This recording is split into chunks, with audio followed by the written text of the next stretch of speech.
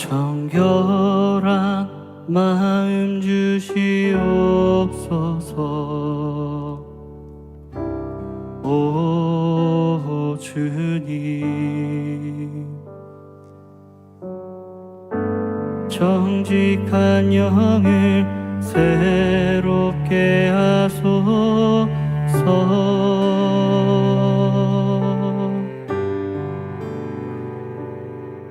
정결한 마음 주시옵소서. 오 주님, 정직한 영을 새롭게 하소서.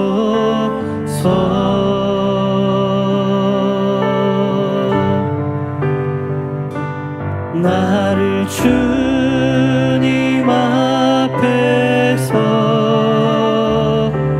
멀리 하지 마시고 주의 성령을 거두지 마옵소서.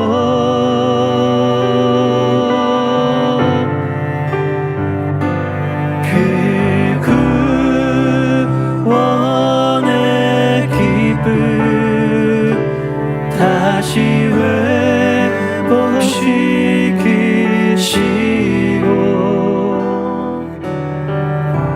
변치 않는 맘 내 안에 주소서.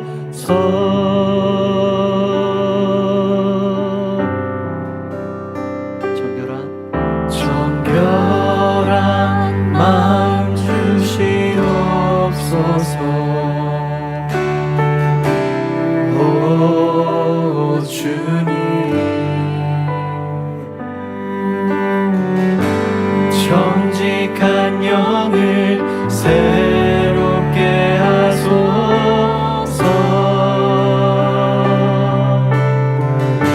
나를 주님 앞에서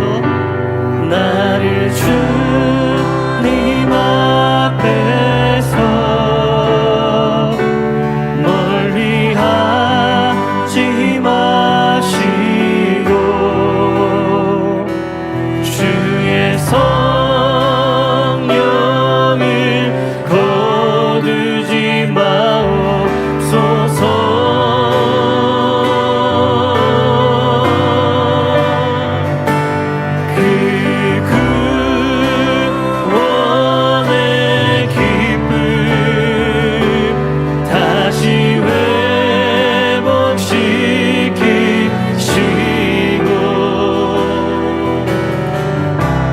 변치 않는 맘 내 안에 주소서.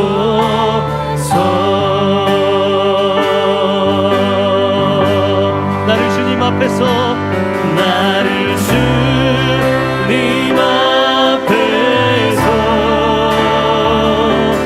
멀리 하지 마시고 주의 성령을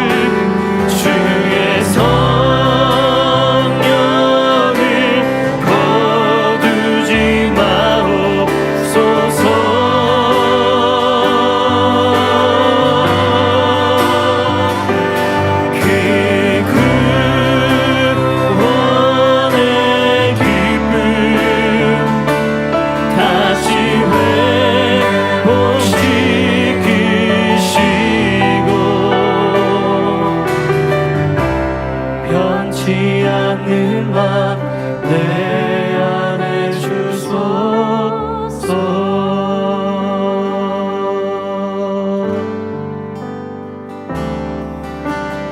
어린 양 찬양하리 내 평생 그 하나로 충분해요. 어린 양 찬양하리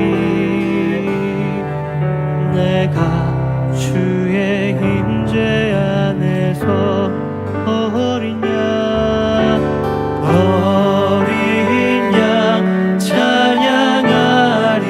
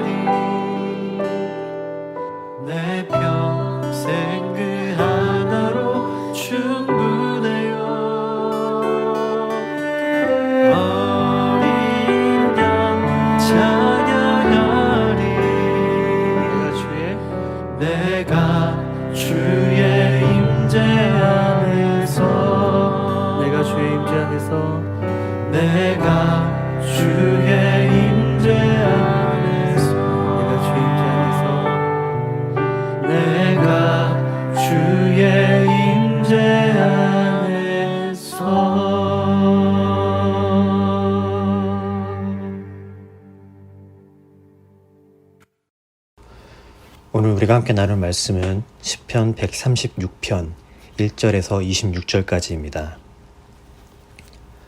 여호와께 감사하라. 그는 선하시며 그 인자하심이 영원하미로다. 신들 중에 뛰어난 하나님께 감사하라. 그 인자하심이 영원하미로다. 주들 중에 뛰어난 주께 감사하라. 그 인자하심이 영원하미로다. 홀로 큰 기이한 일들을 행하시는 이에게 감사하라. 그 인자하심이 영원하미로다. 지혜로 하늘을 지으신 이에게 감사하라. 그 인자하심이 영원하미로다. 땅을 물 위에 펴신 이에게 감사하라. 그 인자하심이 영원하미로다. 큰 빛들을 지으신 이에게 감사하라. 그 인자하심이 영원하미로다. 해로 낮을 주관하게 하신 이에게 감사하라. 그 인자하심이 영원하미로다. 달과 별들로 밤을 주관하게 하신 이에게 감사하라. 그 인자하심이 영원하미로다. 애굽의 장자를 치신 이에게 감사하라. 그 인자하심이 영원하미로다. 이스라엘을 그들 중에서 인도하여 내신 이에게 감사하라. 그 인자하심이 영원하미로다. 강한 손과 펴신 팔로 인도하여 내신 이에게 감사하라. 그 인자하심이 영원하미로다.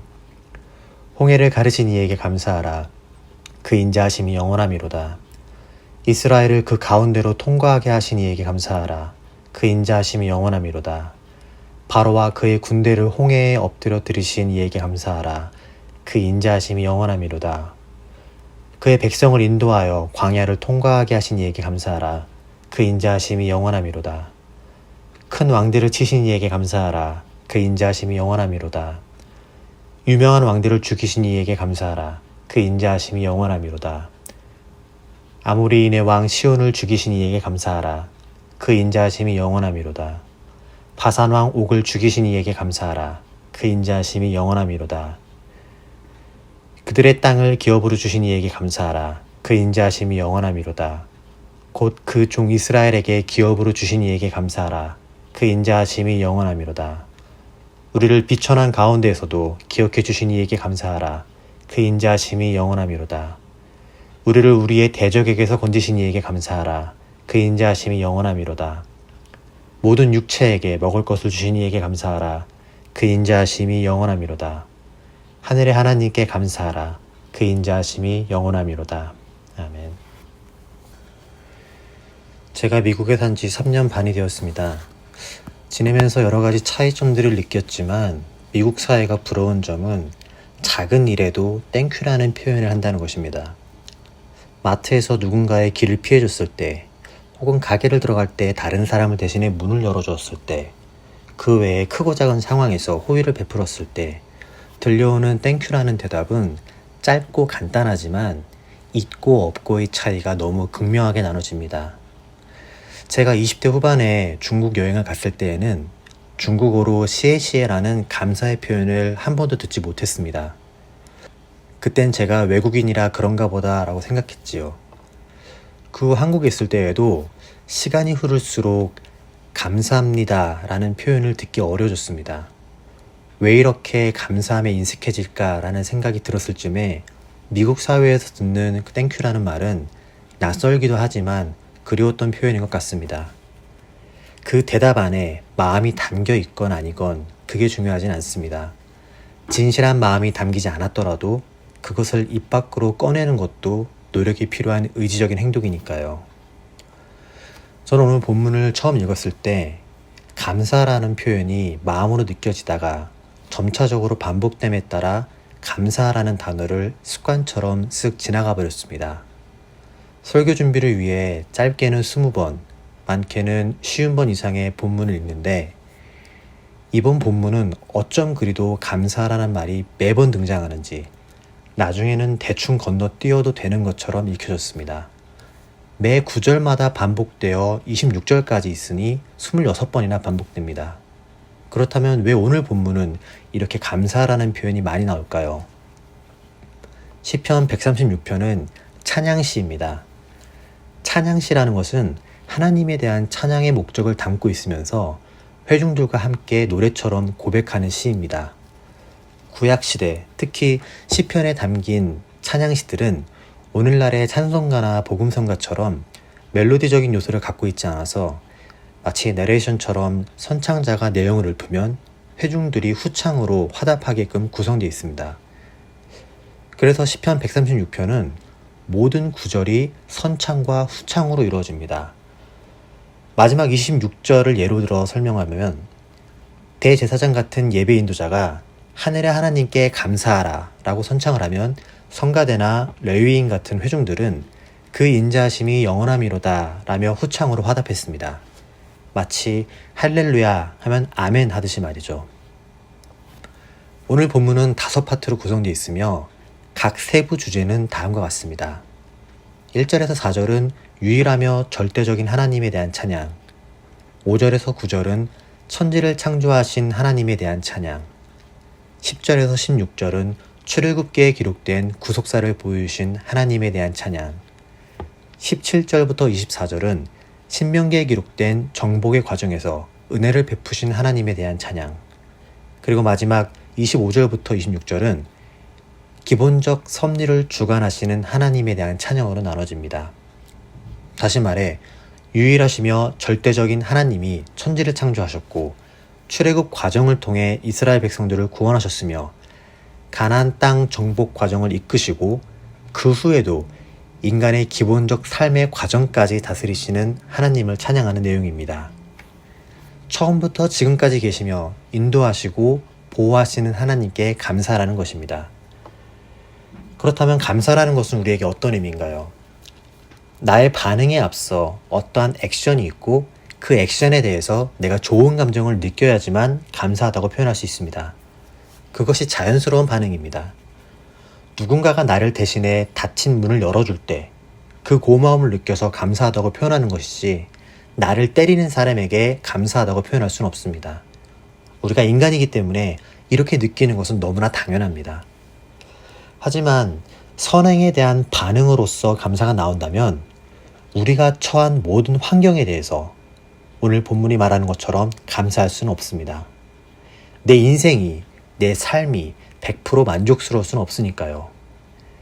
내가 원하는 방향으로 일이 진행되지 않을 수도 있습니다. 열심히 노력했지만 내가 원하던 만큼 결과가 나오지 않을 수도 있습니다. 그럼에도 불구하고 감사해야 한다고 말합니다. 하나님이시기 때문에, 하나님이 하시기 때문에 라고 의지적으로 생각하고 인정하고 받아들이려고 하지만 이것 또한 말처럼 쉽지만은 않습니다.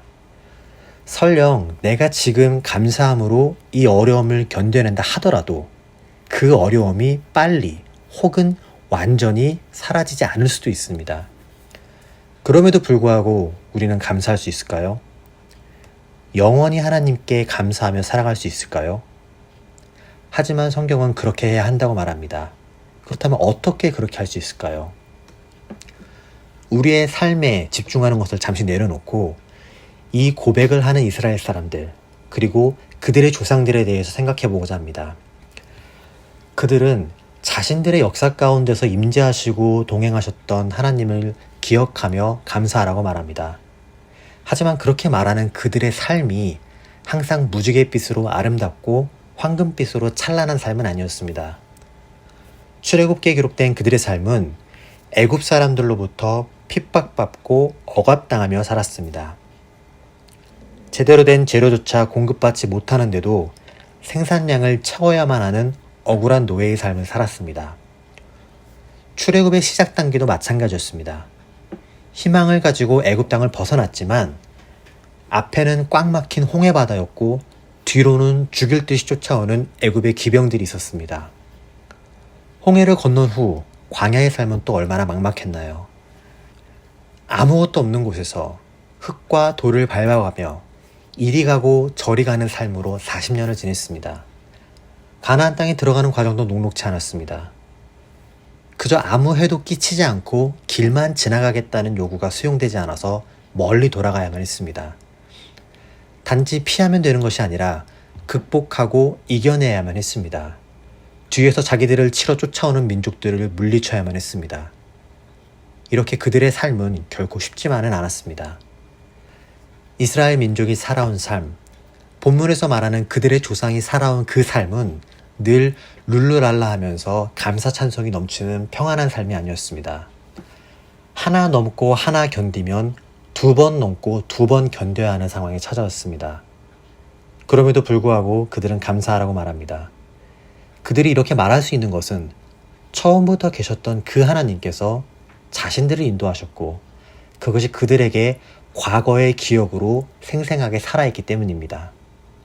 지금 현재를 보면 감사할 조건이 없을 것 같고 미래를 상상하면 지금의 형제랑 달라질 게 뭐가 있을까 하는 막막한 상황 가운데서도 감사할 수 있는 이유는 과거의 하나님이 지금도 진행형으로 나와 함께 계시기 때문입니다. 그래서 그들은 비천한 가운데에서도 기억해 주신 이에게 감사하고 모든 육체에게 먹을 것을 주신 이에게 감사하라고 말할 수 있는 것입니다. 그렇다면 우리도 하나님께 감사해야겠죠. 조건 없이 감사해야만 합니다. 그런데 쉽지 않습니다. 그게 사실입니다. 어려운 게 현실입니다. 신앙생활은 결코 쉬운 길이 아니었습니다. 예수님이 가신 길을 따른다는 것은 힘찬 발걸음으로 경쾌한 스텝을 밟아가며 갈 수 있는 길이 아니었습니다. 그걸 너무나 잘 아셨기 때문에 예수님께서는 저마다 자기 십자가를 지고 따르라고 하셨습니다. 어려워야 정상입니다. 힘들어야 제대로 된 길을 가고 있는 것입니다. 다만 이 길을 걷는 가운데 우리는 하나님이 약속하신 것을 기억해야만 합니다. 그래야 버틸 수 있습니다. 하나님은 아브라함과 언약을 맺으셨습니다. 그러나 아브라함은 자기 생전에 그 약속의 성취를 충분히 만족할 만큼 보지 못했습니다. 그 약속은 다윗의 때에 가서야 이루어졌습니다. 하나님은 또한 다윗과의 언약을 하셨습니다. 하지만 다윗도 역시 자기 생전에 그 약속의 성취를 100% 다 느끼지는 못했습니다. 그 약속은 예수님을 통해서 이루어졌으니까요. 그렇다면 이런 생각이 들 수 있습니다. 하나님이 나에게 하신 약속은 결국 내가 눈으로 보지 못하는구나. 그래서 아무런 소용이 없구나. 네, 안타깝게도 그럴 수도 있습니다. 하지만 또한 꼭 그렇지만은 않을 수도 있습니다.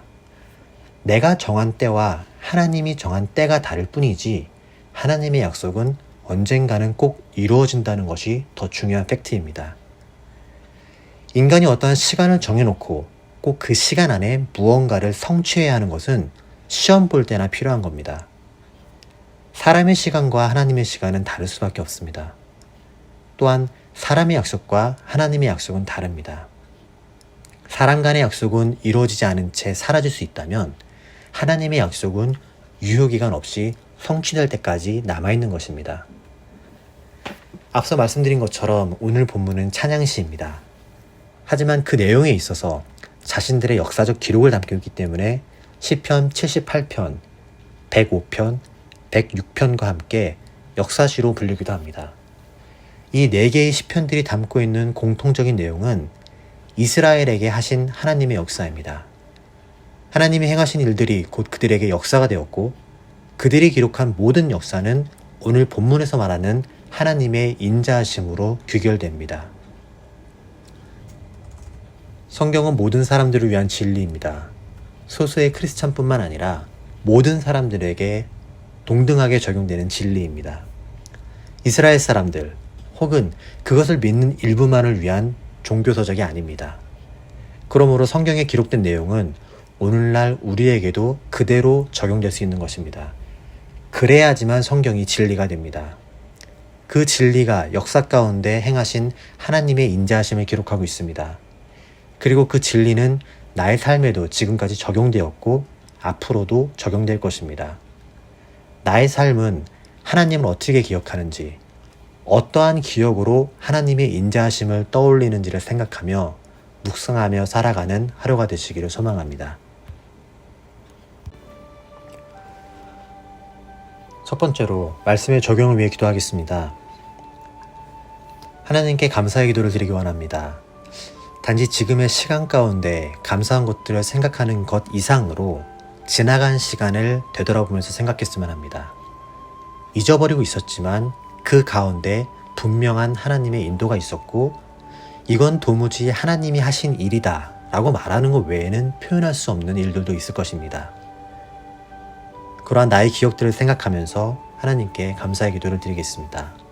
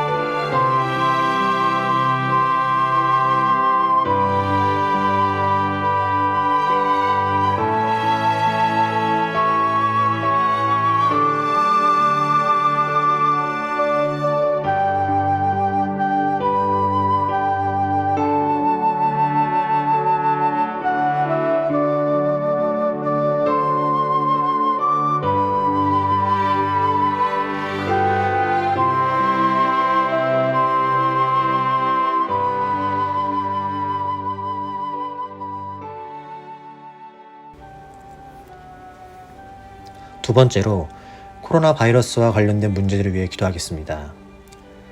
이러한 현상이 언제쯤 끝날지 아무도 모릅니다.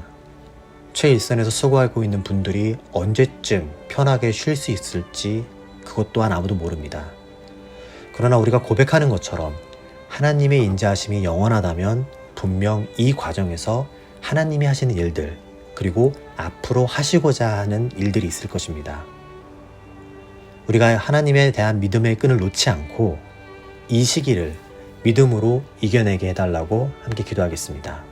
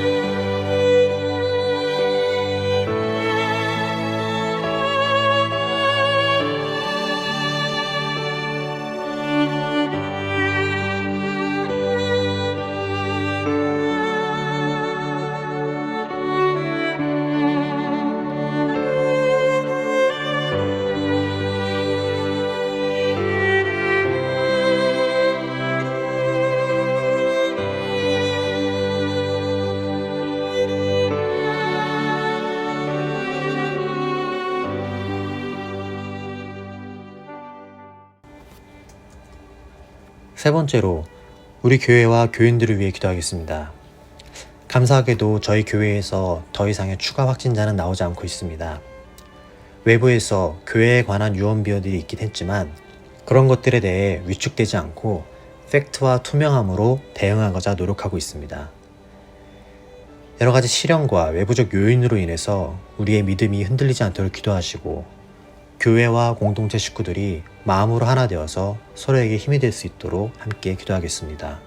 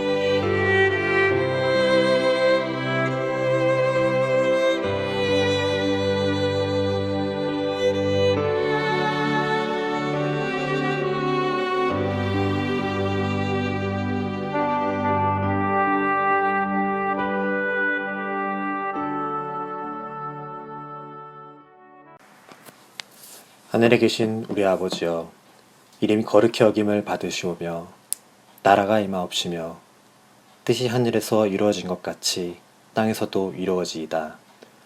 오늘날 우리에게 일용할 양식을 주시옵고 우리가 우리에게 죄 지은 자를 사하여 준 것 같이 우리의 죄를 사하여 주시옵고 우리를 시험에 들게 하지 마시옵고 다만 악에서 구하시옵소서. 나라와 권세와 영광이 아버지께 영원히 있사옵나이다. 아멘.